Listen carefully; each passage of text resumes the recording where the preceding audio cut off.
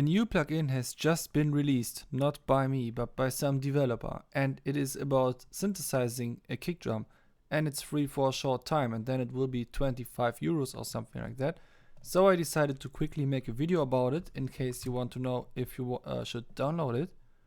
And okay, so this is what it looks like. Noizeclick, and apparently it is also available as a clap plugin. So pretty technologically advanced, it seems, and it looks like this. It is not resizable, but that doesn't surprise me because it is made up of a lot of images like this. So it's a bit old school in that regard, but we want to know what the sound is like, because you know I'm a fan of kick synthesizers. I also use Chowkick, if you don't know me. Looks like this. So I think it's a different approach. Here we have multiple click stages apparently, and then some distortion and stuff. And here we just have this super resonant filter with a lot of different types of parameters, and we can also shape the pulse. So the whole thing works differently. Now we want to know, what does this thing sound like on its Init preset? And it sounds like this. So let me open up an oscilloscope so that we can inspect the sound a little bit better.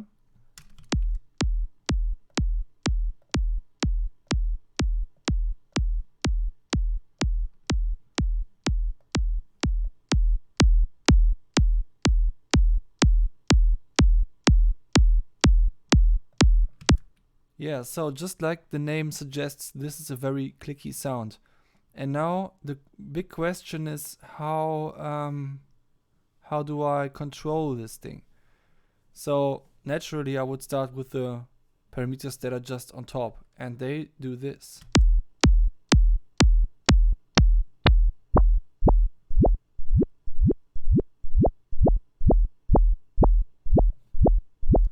So apparently with these start knobs, I can shift where the most transient part should be. I don't know if that makes a lot of sense in the Kicks plugin actually, because I would like to have this on the beginning most of the time. Maybe with a very slight shift. Let me see if sensitive drag works correctly, in which case this would still be a very good feature.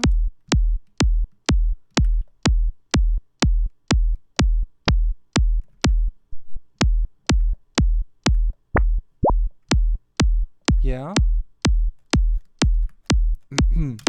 Okay, so sensitive drag works on CTRL drag, but this doesn't seem to be a Juice plugin because it doesn't even have mouse wheel motion on without sensitive mode. So I don't know who this developer is, what framework you are working on and stuff. But when I saw that you have all these images and text files here, I already thought that you must be not doing this for a long time already, and I don't know which framework you're using, but if it lacks mouse wheel support on the knobs, then you should fix that. And yeah, and by the way, while you're at it, also add sensitive drag, and then you have something that is even better than most Juice knobs. I recently made a video about that if you want to see that. So now back to speaking to the actual users.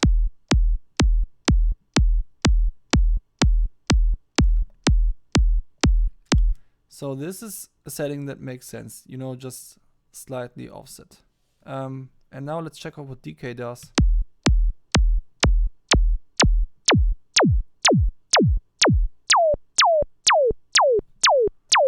Now interestingly, Decay also enhances the attack state, and there is a little bit of a sharp spike before it even starts attacking.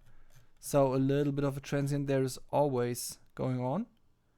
Or actually, maybe I think this is just the attack state, and then there is the decay state that for some reason starts down here again. I don't know if that is a bug or on purpose, but I will just turn on decay anyway.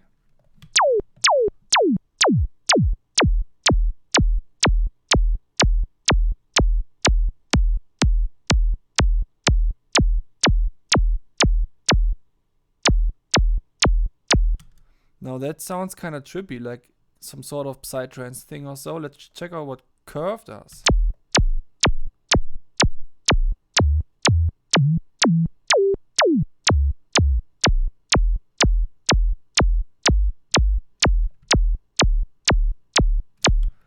This seems to be sort of a thing that defines on which frequency the body of the kick ends for some reason, even though the name doesn't suggest that. Also, I'm wondering what the other clicks do, because, you know, I could only see or hear one kick, so what is this? Or okay, I don't know.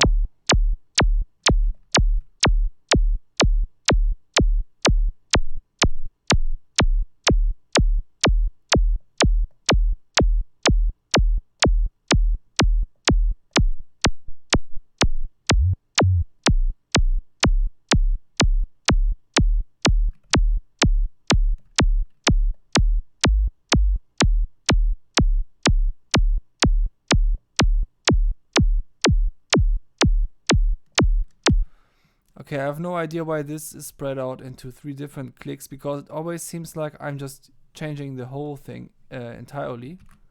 By the way, these kicks, they sound different on different pitches.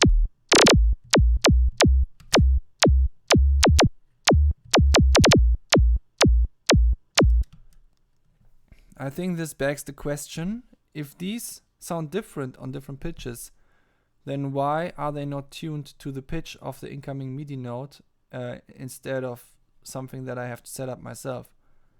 Because that would make a lot of sense. Then I could, you know, just choose the frequency of my current beat, because, you know, I would have sort of a bass line going on here, and it would have the same note.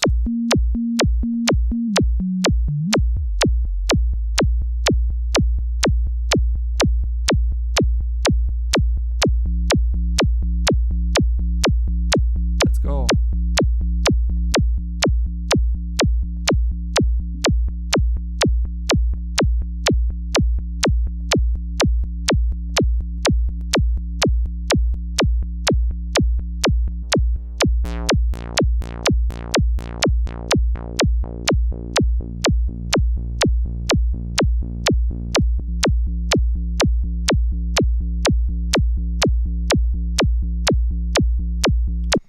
Doesn't sound that nice, but you know, I'm just freestyling here anyway.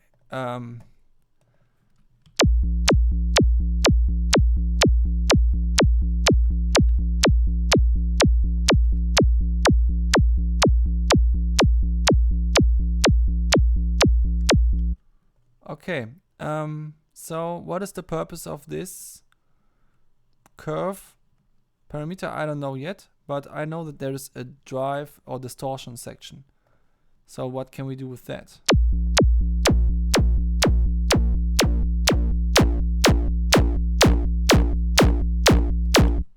Now, interestingly, this seems to be sort of a wavefolding distortion. It does not just distort in any way, but in a very, very interesting way.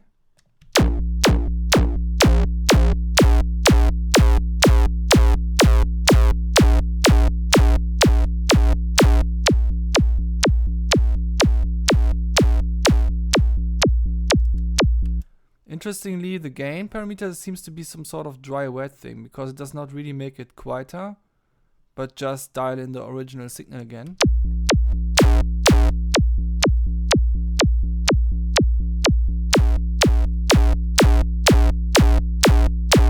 Oh, there are more effects, and they all run in series, I guess.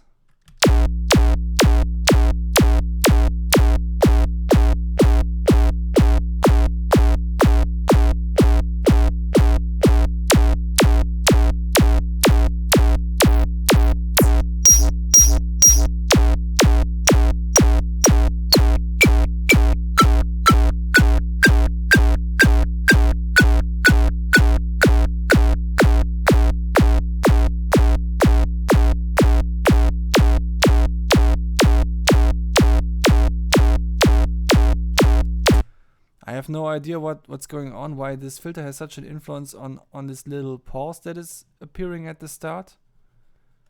But You know, with such a long pause at the beginning of the kick, it really makes me wonder what that would sound like with other drums.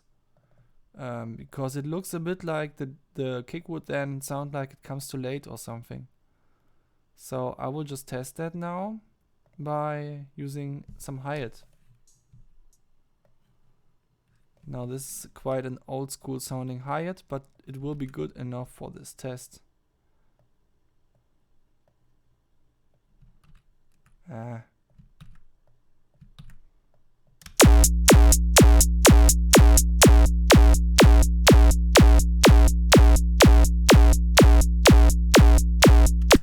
Yeah, it does sound like it comes a little bit too late, but I have expected it to sound worse actually, so it's pretty cool still.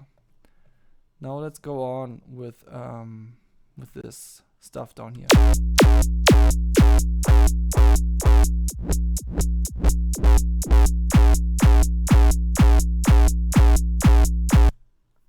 Okay, what does this thing do? The attack state, it seems to only affect some part of the signal and some other part is still going up, but later than usually. Or what is this? It's kind of weird. It's not really what a normal amplitude attack state would be. It's some other type of attack.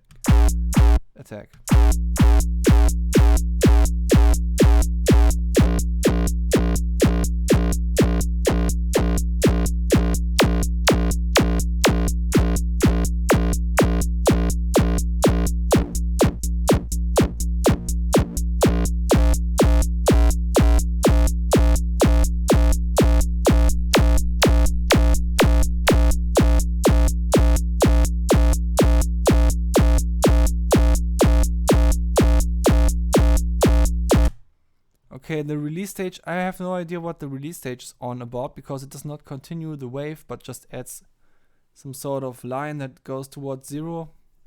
It almost seems like this plugin just adds algorithmically the different stages of a kick but without them coming together in some way. Like you can very surgically craft the different stages, but it's not but the controls don't have names that would indicate that, so it's a bit of a weird workflow.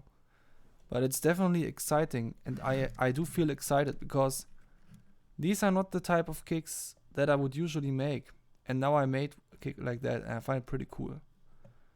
Let's see what would happen if I bounce it out into a new track.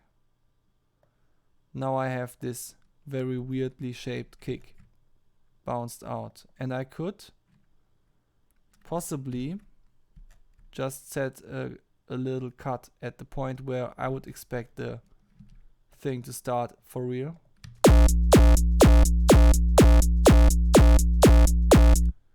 And now I can just go ahead and add the thing again. So now I made a loop that actually makes sense.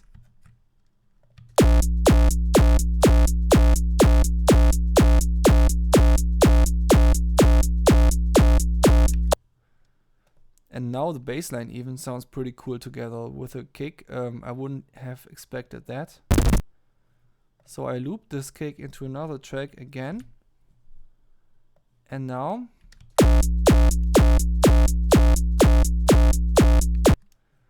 I could experiment with what would happen if I just wait, let me turn this off. Actually, let me turn off the plugin as well, because I don't need it anymore. Now, I want to know what it would sound like to just transient shape this thing. I'm usually not a fan of transient shapers, but on very simple material like kicks, it can be cool.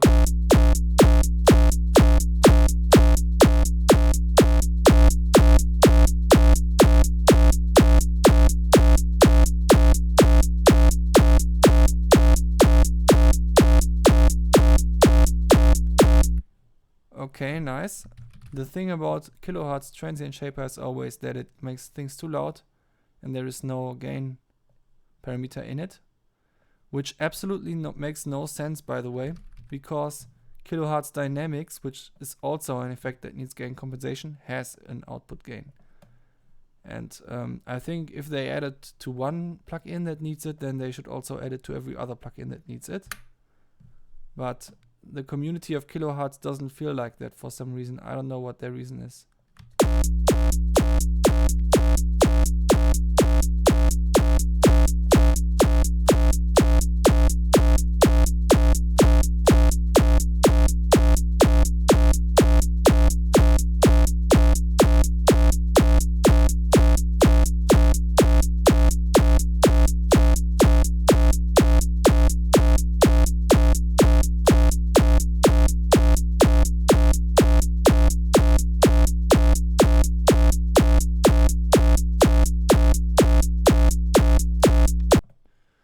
Nice, nice. Yeah, I should really call it a day at this point, but I want to add something else. Just because I have a good flow now, I want to make this a little bit more FM-y.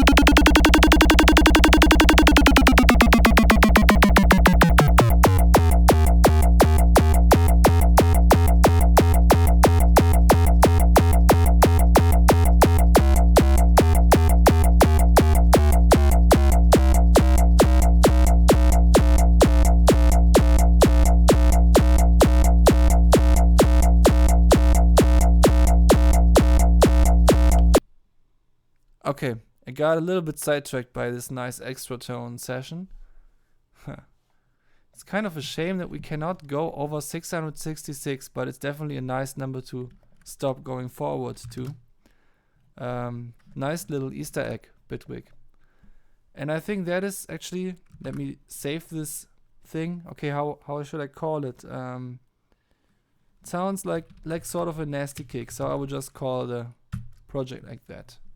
This nasty kick is now the basis of this project. Maybe it will become a full track. What can I say about this plugin?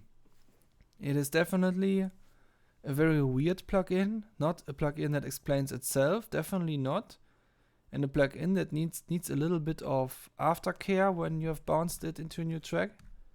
But also a plugin that just creates sounds that you have not heard before from a kick synthesizer, probably. And it still sounds like a kick, so it is a new kick, a new form of kick. And a new form of kick is always a challenge and also an opportunity to come up with new contexts that fit to those kicks. And I really like that. And that's why I think it is worth it to share with you this little jam that I made.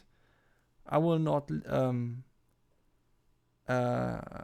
edit this video because it's already past midnight and I have to go to sleep.